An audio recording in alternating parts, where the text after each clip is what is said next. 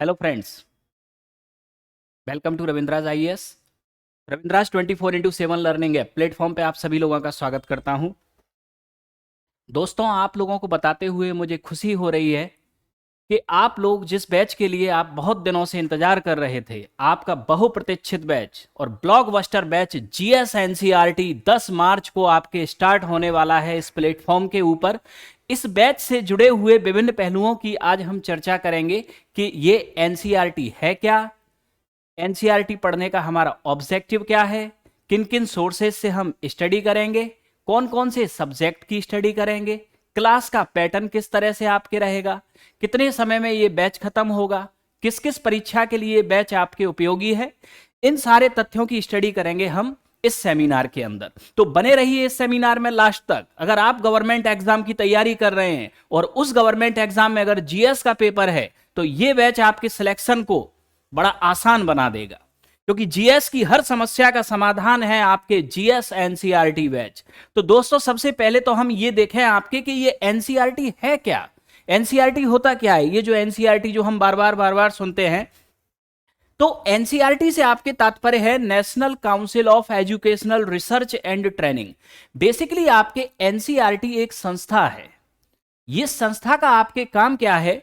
जो भारत के अंदर आपके स्कूली सिलेबस होता है, स्कूल्स का जो सिलेबस होता है, उस सिलेबस को आपके डिजाइन करना, इस तरह से आपके सिलेबस को डिजाइन करना कि बच्चों का जो आईक्यू लेवल है, उस आईक्यू लेवल को बच्चों के यानी कि आईक्यू लेवल के अकॉर्डिंग सिलेबस का निर्माण करना। जैसे फर्स्ट क्लास आईक्यू लेवल कम होगा तो सिलेबस को इस तरह से डिजाइन किया जाएगा कि बच्चे उसे समझ सकें। जैसे जैसे बच्चे आपके अपर क्लासेस में जाते जाएंगे, सिलेबस की हार्डनेस को बढ़ा दिया जाएगा। ठीक है, तो स्कूली एजुकेशन में आपकी क्वालिटी को बढ़ाना, स्कूल एजुकेशन में रिसर्च करना, ठीक है, इसके अलावा नई टीचिंग मेथोडोलॉजी को आपके लेके आना। ठीक, अब स्टूडेंट्स के आईक्यू लेवल के अकॉर्डिंग सिंपल और इंटरेस्टिंग सिलेबस का निर्माण करना, यह काम है आपके एनसीईआरटी का। और इस एनसीईआरटी ने जो आपके सिलेबस का निर्माण किया है, उन्हीं के ऊपर आधारित होती हैं आपके एनसीईआरटी बुक्स। और ये जो बैच है इन्हीं एनसीईआरटी बुक्स की स्टडी के लिए आपके बनाया हुआ है या लाया जा रहा है। तो दोस्तों, अगर हम बात करें आपके कि ये जो आपके एनसीईआरटी है ये करती क्या है। मान लो दोस्तों, आप आईएएस, पीसीएस, इसके अलावा सीडीएस, सीएपीएफ या किसी भी गवर्नमेंट एग्जाम को आप दे रहे हैं, ठीक है, तो एनसीईआरटी बुक्स का बेसिकली आपके रोल क्या है, या ये इस बैच का आपके रोल क्या है। जैसे कि मान लो कि आप लोगों को कोई बिल्डिंग बनाना है, तो किसी भी बिल्डिंग में सबसे पहले आप क्या बनाएंगे? उस बिल्डिंग का फाउंडेशन। फिर जब फाउंडेशन कंप्लीट बिल्डिंग का हो जाएगा, तब आप बनाएंगे उस फाउंडेशन के ऊपर स्ट्रक्चर। आप खुद सोचो, अगर बिल्डिंग में फाउंडेशन ना हो, क्या उसका स्ट्रक्चर संभव है? कभी भी संभव नहीं है। ठीक, और जब स्ट्रक्चर बिल्डिंग का आपके बन जाएगा, तब आप करेंगे उस बिल्डिंग की फिनिशिंग, यानी कि उसका इंटीरियर एंड एक्सटीरियर। जब ये 3 स्टेप पूरे आपके हो जाएंगे, तब आपके ये बिल्डिंग बनेगी रहने के लायक। ठीक, और ये जो तीनों स्टेप आप देख रहे हो ना, ये यूनिडायरेक्शनल हैं। यूनिडायरेक्शनल यानी एक दिशा में चलेंगे, पहले फाउंडेशन, फिर स्ट्रक्चर, फिर फिनिशिंग। अब ठीक इसी बिल्डिंग से आप कंपेयर कर लें आईएएस पीसीएस एग्जाम को। आईएएस पीसीएस एग्जाम, इनका भी एक फाउंडेशन होगा, इनका भी एक स्ट्रक्चर होगा और इनकी भी एक फिनिशिंग होगी। आईएएस पीसीएस एग्जाम को निकालने के लिए सबसे बड़ी जो जरूरी चीज है वो ये है कि अगर हमें ये समझ में आ जाए कि आईएएस पीसीएस में फाउंडेशन क्या है, स्ट्रक्चर क्या है और फिनिशिंग क्या है, तो हम बड़ी आसानी से आईएएस पीसीएस एग्जाम को क्रैक कर सकते हैं। तो आईएएस पीसीएस एग्जाम में आपके फाउंडेशन का जो रोल प्ले करता है वो करता है जीएस एनसीईआरटी, स्ट्रक्चर का जो रोल प्ले करता है वो करता है सिलेबस, और फिनिशिंग का जो रोल प्ले करता है वो writing skill and current affairs. ये 3 बड़े ही महत्वपूर्ण स्टेप हैं और आपको एक एक करके इन स्टेप को पार करना होगा अगर आपको आईएएस पीसीएस एग्जाम में सिलेक्ट होना है तो।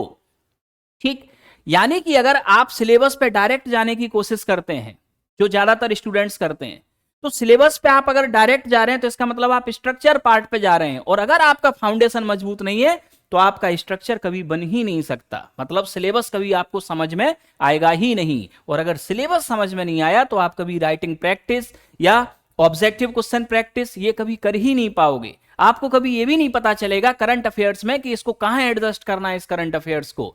तो आपकी इस पूरी समस्या का समाधान है सिर्फ एक, GS NCERT.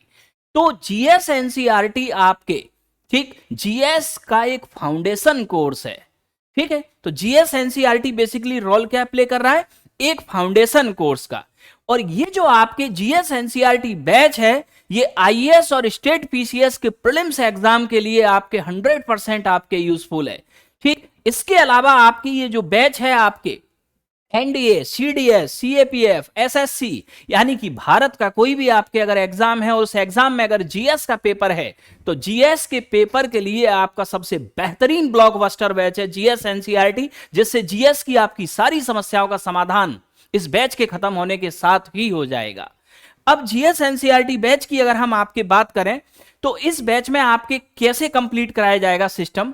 GS NCERT batch का आपके फोकस है आपके जीएस के हर टॉपिक की कंसेप्चुअल क्लैरिटी के ऊपर और साथ में आपके फैक्ट्स के ऊपर, जिससे कि कंसेप्ट और फैक्ट से बनने वाले जितने भी आपके क्वेश्चंस हैं आप उनको सोच सकें, थिंक, उनका एनालिसिस कर सकें, एनालाइज, और राइट ऑप्शन को आप टिक कर सकें।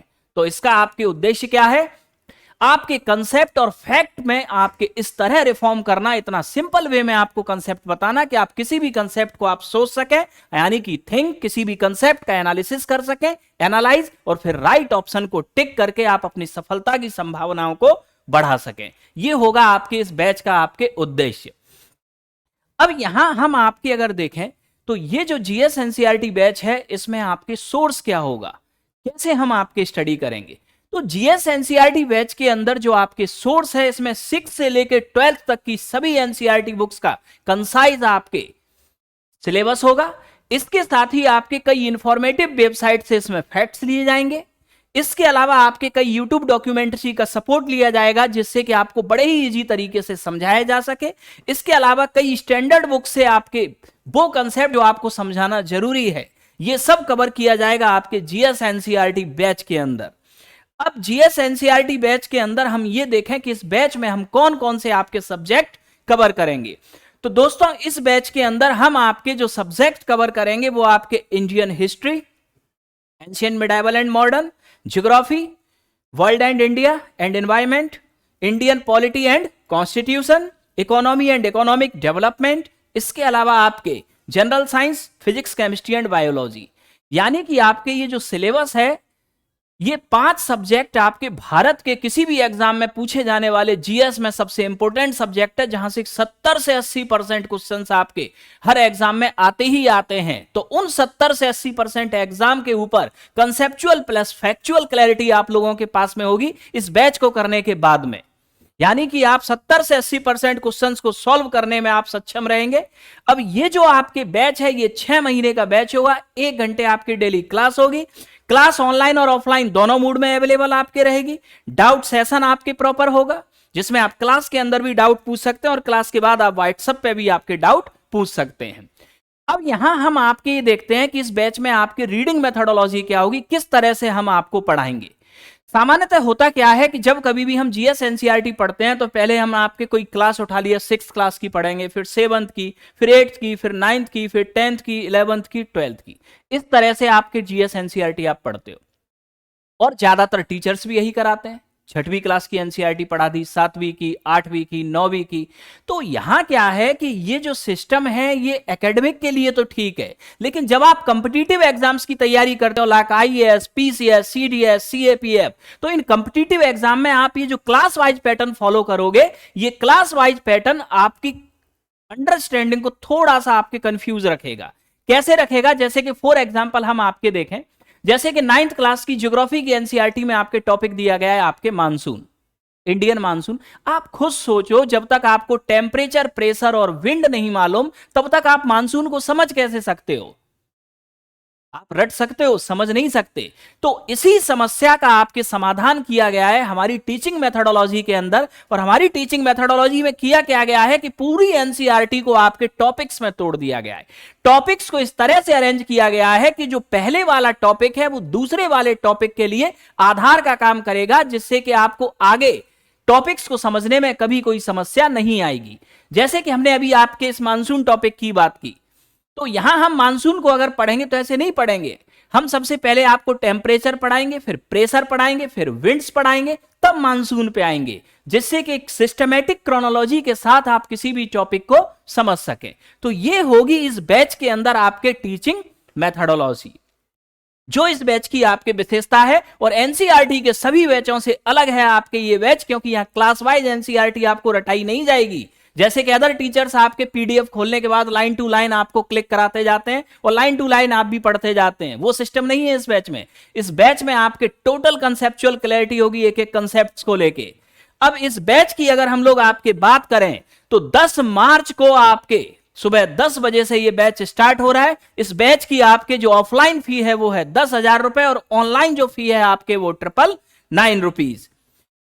इस बैच से संबंधित आपके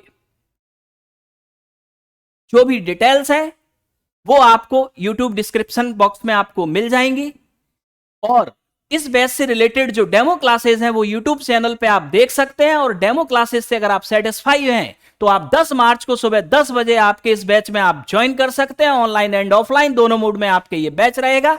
और अधिक जानकारी के लिए आप दिए गए नंबर्स पे कॉल कर सकते हैं, और ऑफर्स के लिए भी कॉल करके आप जानकारी ले सकते हैं। Thank you all of you.